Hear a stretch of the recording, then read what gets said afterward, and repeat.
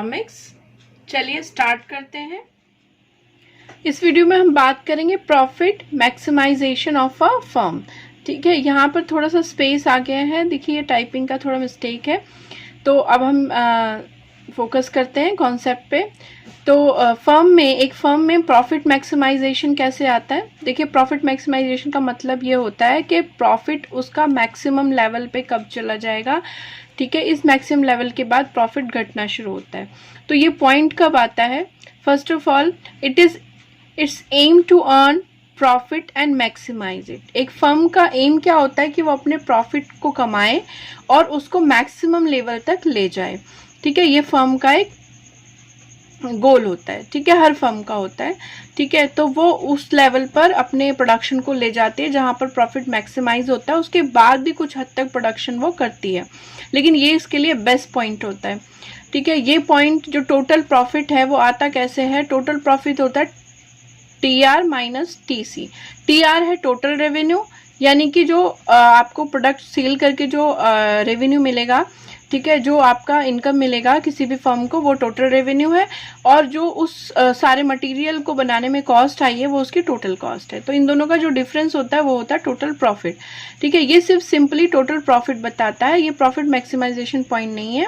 यहाँ पर सिर्फ दो बातें बताई कि एक फर्म का उद्देश्य है प्रॉफिट को मैक्सिमाइज करना और प्रॉफिट निकालने का तरीका ये है।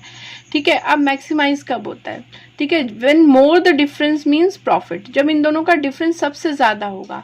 ठीक है, जब ये डिफरेंस सबसे ज्यादा होगा, हम माइनस कर करके चेक करते रहते हैं, और जब ये डिफरेंस सबसे ज्यादा हो जाता है वो हमारा पॉइंट हो जाता है प्रॉफिट मैक्सिमाइजेशन। ठीक है, now profit maximise are at their maximum and total cost is minimum. तो प्रॉफिट मैक्सिमाइज होगा अपने मैक्सिमम पॉइंट पे कब पहुंचेगा, जब कॉस्ट मिनिमम होगी। कॉस्ट का कर्व कैसे जाता है, ऐसे या तो यू शेप का जाता है या वी शेप का जाता है, मीन्स पहले ढलता है और फिर चढ़ता है।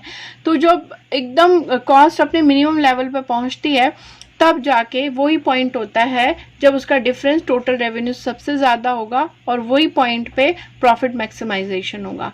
Profit maximisation is a firm equilibrium. Profit maximisation को हम फर्म का इक्विब्रियम पॉइंट बोलते हैं, यानी फर्म बैलेंस हो जाती है, फर्म का बेस्ट पोजीशन होता है ये। ठीक है, और ये जो knowledge of cost and revenue है, मैंने जितनी भी वीडियो प्रीवियस बनाई थी वो कॉस्ट और रेवेन्यू और प्रोडक्शन के बारे में थी। ठीक है, कॉस्टिंग होती है जब आप कोई चीज़ का प्रोडक्शन कर रहे हैं तो उस पर क्या क्या खर्चे कर रहे हैं, वो कॉस्टिंग है। फॉर एग्जाम्पल मैं बता रही हूँ, जैसे कि आपकी कोई फैब्रिक की फर्म है तो उसमें कलर यूज़ हो रहा है, उसमें जो भी आप थ्रेड यूज़ कर रहे हो, इसके अलावा आपके एम्प्लॉय यूज़ हो रहे हैं, इसके अलावा मशीन और जो पूरा बिल्डिंग है और इलेक्ट्रिसिटी और भी कई तरह के खर्चे हैं, ट्रांसपोर्ट के खर्चे हैं, ये सारे के सारे कॉस्टिंग आ रही है। ठीक है, उसके बाद जब ये प्रोडक्ट बन जाएगा और इसको सेल करेंगे तो वो हो जाता है रेवेन्यू। इन दोनों की नॉलेज क्यों ज़रूरी है, ताकि हम अंडरस्टैंड कर पाए behaviour of the firm production. Firm के प्रोडक्शन का बिहेवियर की कैसे कैसे कॉस्ट आ रही है और कैसे कैसे हमें इस पर रेवेन्यू मिलेगा, और उन दोनों की हेल्प से पता चलेगा कि फर्म प्रॉफिट कमा रही है नहीं कमा रही है, फर्म को प्रॉफिट मैक्सिमाइजेशन कब हो रहा है, कब उसका फर्म का प्रॉफिट घटने लगा है। क्योंकि एक फर्म को बहुत ही मतलब आप समझिए वॉचेबल रहना पड़ता है, बिकॉज इतना सारा खर्चा करना होता है, फिर उसमें से कमाना होता है, प्रॉफिट निकालना होता है, नए इन्वेस्टमेंट की तरफ जाना होता है। तो अगर वो इतना वॉचेबल नहीं रहे तो किसी भी पॉइंट पे घाटा हो सकता है। तो वो वॉच करते रहते हैं कि इस पॉइंट पे हमको अपना प्रोडक्शन अब आगे नहीं ले जाना है, या अब प्रॉफिट मैक्सिमाइजेशन हो चुका है, इसके बाद कॉस्ट बढ़नी शुरू हो जाएगी, तो कब जाके हमें प्रोडक्शन रोक देना है, इस पे बहुत ध्यान रखना पड़ता है। तो इसलिए एक फर्म के लिए कॉस्ट को जानना जितना ज़रूरी है उतना ही अपने रेवेन्यू को भी जानना ज़रूरी है। ठीक है, आई होप आपको समझ में आया होगा प्रॉफिट मैक्सिमाइजेशन क्या होता है। फिर भी मैं एक बार बता देती हूँ, जब टोटल रेवेन्यू और टोटल कॉस्ट का डिफरेंस जो है मैक्सिमम होगा, जब टोटल कॉस्ट अपने मिनिमम पॉइंट पे पहुंचेगी, तब प्रॉफिट मैक्सिमाइजेशन होता है। चलिए तो फिर मूव करते हैं एक नई स्लाइड पर और सीखते हैं इसी से रिलेटेड एक कॉन्सेप्ट। अब यहाँ पर हम प्रॉफिट मैक्सिमाइजेशन जो कंडीशन है ना, उसको हम एक टेबल की हेल्प से, एक स्केड्यूल की हेल्प से और ग्राफ की हेल्प से समझेंगे, ठीक है। Other condition of profit maximisation क्या होंगी, कैसे प्रॉफिट मैक्सिमाइजेशन की कंडीशन आती है।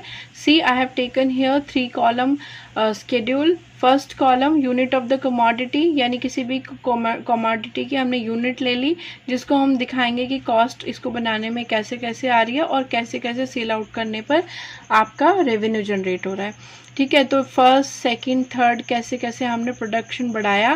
प्रोडक्शन बढ़ाने में हम मार्जिनल कॉस्ट पे देखेंगे जो पर यूनिट के हिसाब से एवरी एक्स्ट्रा यूनिट प्रोड्यूस करने में जो कॉस्टिंग आ रही है वो एमसी जो है शो करता है।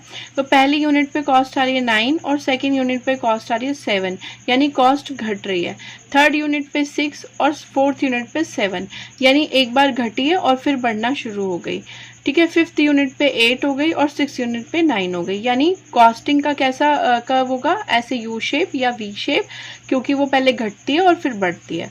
अब उसका रीज़न मैं बता देती हूँ, क्योंकि मैंने पहले भी बताया था, फिर भी जो वीडियो पहली बार देख रहे हैं उनके लिए बता देती हूँ कि प्रोडक्शन जब किया जाता है तो वहाँ पर कुछ फैक्टर ऑफ प्रोडक्शन जिनकी हेल्प से प्रोडक्शन किया जाता है वो होते हैं फिक्स्ड, ठीक है। एक वन टाइम एक्सपेंडिचर होता है और वो एक बार हो जाता है। फिर जैसे जैसे आप प्रोडक्शन बढ़ाएंगे वैसे वैसे आपको raw material, electricity, labour charges जो कि वेरिएबल कॉस्ट है वो लगानी पड़ेगी, ठीक है। तो वेरिएबल कॉस्ट जब आप लगाते हैं तो वो तो बढ़ रही होती है, लेकिन जो आपने वन टाइम कॉस्ट करी हुई है फिक्स कॉस्ट, उस पे ही सारा प्रोडक्शन बढ़ रहा होता है, वो नहीं बढ़ रही होती है, वो एक बार बढ़ चुकी होती है, तो वो घटती हुई दिखाई देती है, क्योंकि अब प्रोडक्शन उतनी ही कॉस्ट में ज़्यादा बढ़ रहा है।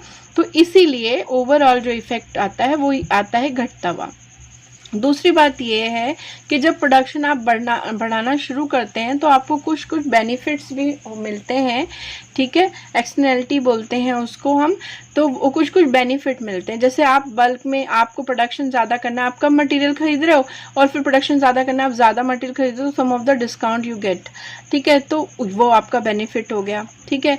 अब जैसे कि आपने रिक्वेस्ट करके अपने जो एम्प्लॉयज़ हैं उनको बोला 1 घंटा और काम कर लो और आपको अलग से एक्स्ट्रा अमाउंट नहीं देना पड़ा, तो वो आपका प्रोडक्शन इंक्रीज हो गया। तो जब आप बल्क में प्रोडक्शन करना शुरू कर देते हो तो sum of the benefit you will get, तो उस टाइम पे आपको लगता है कि हाँ कॉस्टिंग कम हो रही है। लेकिन जैसे जैसे आप प्रोडक्शन और बढ़ाते जाते हो तो फिर आप 1 घंटे से ज़्यादा, आप 2 घंटे अगर एम्प्लॉय को बोलोगे कि आप रुक जाओ, ठीक है, या अगर आप और प्रोडक्शन बढ़ाना चाहते हो उसके रखने के लिए वेयर हाउस बनाना पड़ेगा, तो कॉस्टिंग फिर बढ़ती हुई दिखाई देती है, ठीक है। अब रेवेन्यू क्या होता है? रेवेन्यू होता है जब आप सेल करने के बाद प्रोडक्शन से आपको इनकम हो रही है, ठीक है, तो उसका अंदाज़ा भी लगाना पड़ता है। अब हमें ये मार्केट जो अपना पुराना पैटर्न होता है उसको देख के अंदाज़ा लगाया जाता है कि हमें कैसे बेचना है, ठीक है। तो देखिए परफेक्ट कंपटीशन में तो ये होता है कि सारी ही यूनिट एक ही रेट पे जाती हैं, लेकिन मोनोपोली में ऐसा नहीं होता। उसमें आप एक लेवल तक इनकम कमाते हैं, उसके बाद आपको सेल आउट करने के लिए जब वो मार्केट में सेल नहीं हो रहा होता तो आपको उसका कॉस्ट कम करना पड़ता है और तब वो बिकता है, क्योंकि वो नए नए कस्टमर को, जो कि जिनका परचेजिंग पावर पहले लेवल पे नहीं था, वो अब हो जाएगा तो वो भी खरीद लेंगे, ठीक है। तो इस तरह से कॉस्ट जो आपका रेट कम कर करके और ज़्यादा हम इनकम कमा सकते हैं, ठीक है। अब जो ये फर्स्ट यूनिट 10 पे गया, सेकंड यूनिट पे आपने 9 कर दिया, थर्ड यूनिट पे 8 कर दिया, तो यानी कि और बेचने के लिए आप रेट कम कर दे रहे हैं। मार्जिनल रेवेन्यू दिखाता है एवरी न्यू यूनिट पे आप जो रेवेन्यू कमा रहे हैं वो मार्जिनल रेवेन्यू दिखाता है, ठीक है। अब ये देखिए जो मार्जिनल रेवेन्यू घट रहा है, एमसी पहले घट रहा है और फिर बढ़ रहा है, ठीक है। 7 पर आकर ये जो फोर्थ यूनिट है इस पर आकर मार्जिनल रेवेन्यू और मार्जिनल कॉस्ट जो है बराबर हो जाता है। तो यहाँ पर जहाँ पर मार्जिनल रेवेन्यू और मार्जिनल कॉस्ट किसी भी फर्म का एक जैसा हो जाता है, वो प्रॉफिट, वहाँ पर प्रॉफिट मैक्सिमाइज हो जाता है। उसके बाद प्रॉफिट जो है घटना शुरू हो जाएगा। तो ये वो पॉइंट है, ठीक है। इसीलिए मैंने स्टार्टिंग में बोला अदर कंडीशन, क्योंकि पहली वाली स्लाइड में हमने बताया कि टोटल रेवेन्यू और टोटल कॉस्ट का जो डिफरेंस सबसे ज़्यादा होगा, जहाँ पर टोटल जो कॉस्ट है वो सबसे कम होगी, वहीं पर प्रॉफिट मैक्सिमाइजेशन होगा। और दूसरी कंडीशन क्या है? जहाँ पर मार्जिनल रेवेन्यू और मार्जिनल कॉस्ट इक्वल हो जाएंगी, ये दोनों इक्वल जहाँ पर हो जाएंगी, वहीं पर प्रॉफिट मैक्सिमाइजेशन पॉइंट है। अगर कोई आपसे एक 1 पॉइंट में आंसर चाहता है कि फर्म फर्म का जो है एक जो है प्रॉफिट मैक्सिमाइजेशन पॉइंट बताइए, तो आप बताएंगे जहां पर MR इक्वल टू MC होगा वो प्रॉफिट मैक्सिमाइजेशन पॉइंट होगा। ठीक है, अब इस ग्राफ पे देखिए, ये ग्राफ जो है यहाँ पर y एक्सिस पे MR और MC यानी कॉस्ट और रेवेन्यू दोनों हमने ले लिए, क्योंकि ये दोनों ही बढ़ेंगे तो हमने इसको y एक्सिस पे लिया। ठीक है, और यूनिट सेल होंगी 1 बाय 1 तो हमने उसको x एक्सिस पे ले लिया। चाहे यूनिट प्रोड्यूस हो रही है, कॉस्टिंग बढ़ रही है तो वो भी हम दिखा सकते हैं इस तरह से, और चाहे वो सेल हो रही है और हमारा रेवेन्यू जनरेट हो रहा है तो वो भी इस तरह से दिखाते हैं। एक ही ग्राफ पे हमने दोनों कॉन्सेप्ट दिखा दिए। ठीक है, अब जो मार्जिनल रेवेन्यू वो स्टार्टिंग से ही every next unit when you are selling you are getting less price. ठीक है, तो ये शुरू से ही आपको ढलाव वाला दिखाई देगा। ठीक है, नेगेटिवली स्लोप्ड होगा लेफ्ट टू राइट जब हम जाएंगे। मार्जिनल कॉस्ट मैंने बताया पहले गिर रहा है और फिर ऊपर उड़ रहा है, तो ये वी शेप या यू शेप जो भी आप कहना चाहें उस तरह से आ जाता है। अब इन दोनों के बीच का जो डिफरेंस है ना, ठीक है, जहां पर रेवेन्यू ऊपर है और कॉस्टिंग नीचे है तो फिर ऑब्वियसली प्रॉफिट ही है, आपको पता ही है। ठीक है, अब यहाँ पॉइंट पे जाके जब मार्जिनल कॉस्ट बढ़ना शुरू हुआ तो यहाँ पर दोनों क्रॉस कर गए, और यही पॉइंट प्रॉफिट मैक्सिमाइजेशन का पॉइंट है। यहाँ तक ये सारा तो प्रॉफिट था और इसके बाद कॉस्टिंग बढ़ गई, अब ये प्रॉफिट नहीं है, अब ये हल्का लॉस दिखा रहा है, धीरे धीरे लॉस बढ़ रहा है। ठीक है, तो ये पॉइंट जो है प्रॉफिट मैक्सिमाइजेशन है, जहाँ ये दोनों मिल जाएंगे, इसके बाद कॉस्ट बढ़ेगी और वो टोटल कॉस्ट पे भी इफेक्ट दिखाएगी। तो इसलिए प्रॉफिट मैक्सिमाइजेशन तक यहीं तक होता है, इसके बाद प्रॉफिट नहीं होगा, थोड़ा बहुत लॉस में जाने लग जाएगा। फर्म इसके बाद भी कभी कभी प्रोडक्शन करती है, बिकॉज उसको कुछ खर्चे जो जनरली होने ही होते हैं वो हो ही रहे होते हैं, तो इसलिए वो सोचते हैं कि खाली रखने से फर्म को बेटर है कि कुछ प्रोडक्शन कर लिया जाए, कुछ तो कमा लिया जाए। ठीक है, तो ये अभी आपको प्रॉफिट मैक्सिमाइजेशन पॉइंट मैंने पढ़ाया, आगे हम बताएंगे कि shutdown point, break even point क्या होते हैं, वो आगे आने वाली वीडियो में आप सीखेंगे। फिलहाल ये जो है एक दूसरी कंडीशन प्रॉफिट मैक्सिमाइजेशन की, और पहली वाली स्लाइड में आपने एक नई कंडीशन पढ़ी। ये दो कंडीशन है प्रॉफिट मैक्सिमाइजेशन की, इनको ध्यान कर लीजिए, एक बार स्केड्यूल बना के प्रैक्टिस कर लीजिए। ग्राफ बस इतना सही है, तो इसको बहुत ही आसान कॉन्सेप्ट है, और प्लीज़ आप नोट्स बनाइए, अच्छे से पढ़िए। And thanks for watching the video, have a nice day, and please share करना और सब्सक्राइब करना ना भूलें, और ज़्यादा से ज़्यादा लोगों को शेयर करें। थैंक्स।